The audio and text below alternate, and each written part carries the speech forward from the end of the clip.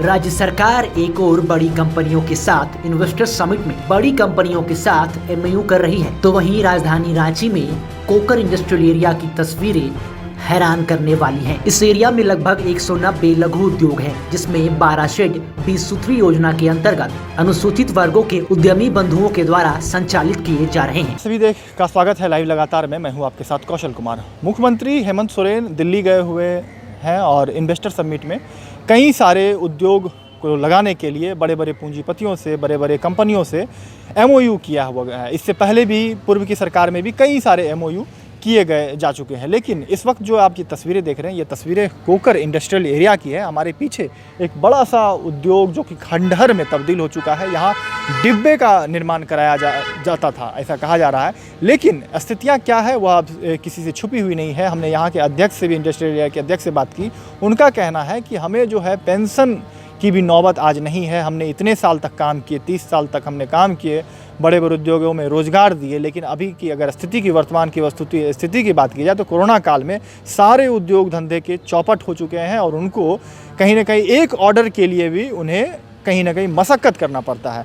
तो ये तस्वीरें जो है झारखंड की राजधानी रांची की, यह बयां कर रही है कि आप देख सकते हैं कि किस तरीके से बड़े बड़े कंपनियों को यहाँ आने का निमंत्रण तो दिया जा रहा है, लेकिन छोटे छोटे लघु उद्यम की अगर बात की जाए तो उनकी स्थिति कमजोर होती जा रही दिख रही है। झारखंड राज्य की स्थापना से पहले ये सभी उद्योग काफी अच्छी तरह से चल रहे थे, मगर आज सरकार की उदासीनता के कारण अधिकतर इकाइयां दम तोड़ रही हैं। आज कोकर इंडस्ट्रियल एरिया अपनी मूलभूत सुविधाओं को पाने के लिए संघर्ष कर रहा है। राज्य सरकार और जियाडा के अधिकारियों की उदासीनता से कोकर इंडस्ट्रियल एरिया के लघु उद्योग के उद्यमी आज एक एक ऑर्डर लेने के लिए संघर्ष कर रहे हैं। तो इस तरह के अगर ढुलमुल नीति सरकार की अगर इस तरह से चलेगा तो हम लोग कभी सर्वाइव या लघु उद्योग कभी पनप नहीं सकता है। लघु उद्योग माने एक छोटा बच्चा के रूप में वो पनपता है और वो जीने का रास्ता ढूंढता है। लेकिन जीने का रास्ता जब ढूंढता है, अगर कोई चीज़ उसको मिलेगा ही नहीं, बीच समुंदर में हमारा हालत क्या है? बीच समुंदर में हमको छोड़ दिया गया है। हम इधर भी हाथ मारते पानी, उधर भी हाथ, लेकिन हमको बचाने वाला कोई नहीं है। हमको बचाने वाला कोई नहीं है। हम लोग सरकार से ही डिमांड करते, सरकार हमारी समस्या को देखे, जो क्रय नीति है उस पर पूर्ण विचार करे। विचार करके जो उद्योग सक्षम है अपना काम करने के लिए और जो प्रोडक्शन हम कर सकते हैं वो हमारा इंडस्ट्रियल एरिया से ही परचेज़ किया जाए। पहले भी बहुत सारे सरकार आए, बहुत सारा कोशिश हुआ, लेकिन हम सबको कभी कुछ फ़ायदा नहीं हुआ। हम जीवन बिता दिए, आज बुढ़ापा के कगार पर हैं कि एक आशा लेके आए थे इंडस्ट्रियल एरिया में कि हमने बहुत कुछ करना है, हम फैक्ट्री लगाएंगे, हम कुछ बनेंगे, लेकिन आज कुछ नहीं है। आज मेरी जीवन ख़त्म हो रहा, 60 साल मेरा एज हो गया है, लेकिन आज हमारा पेंशन के लिए कोई सोच नहीं है।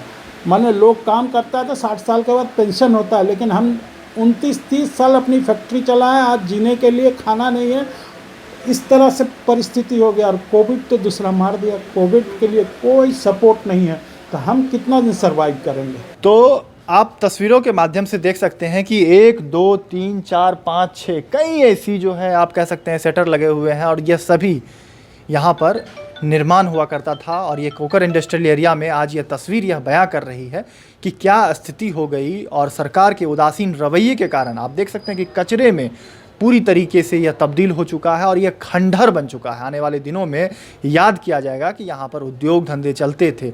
लेकिन एक बड़ा प्रश्न है सरकार के लिए कि ये जो स्थितियाँ उत्पन्न हुई है, जो हमारे जो इस वक्त ये तस्वीरें बयां कर रही है, इसे मजबूत करने की ज़रूरत है। क्योंकि हज़ारों लोगों को यहाँ काम मिलता था, यहाँ रोज़गार मिलता था और यहाँ से उद्योग दूसरे राज्यों में पनपता था। लेकिन स्थितियां यह बयां कर रही है कि बड़े बड़े पूंजीपतियों को यहां तो बुलाने के लिए निमंत्रण दिया जा रहा है, लेकिन अगर स्थितियां यही रही तो हमें नहीं लगता है कि बड़े बड़े पूंजीपतियां यहां आएंगे तो ज़रूर, लेकिन उनका भी यही स्थिति हो सकता है। तो समय रहते हुए इन सब परिस्थितियों को दूर करने की ज़रूरत है और मुख्यमंत्री हेमंत सोरेन से अपील करता हूं मैं इस वीडियो के माध्यम से, जो ऐसे ऐसे छोटे जो लघु उद्योग जो बंद हैं उनको चालू करवाएं और क्या कारण हुआ जो आखिर वह बंद हो गए, यहाँ से चले गए, यहाँ के कर्मचारी छोड़ दिए काम करना, बंद हो गया काम करना, क्या दिक्कतों का सामना करना पड़ा, इसकी बातें सामने आनी चाहिए। लाइव लगातार के लिए रांची से मैं कौशल कुमार। न्यूज अपडेट के लिए आप हमारे चैनल को सब्सक्राइब करें। आप हमें फेसबुक और इंस्टाग्राम पर भी फॉलो कर सकते हैं। बने रहे लगातार.in के साथ।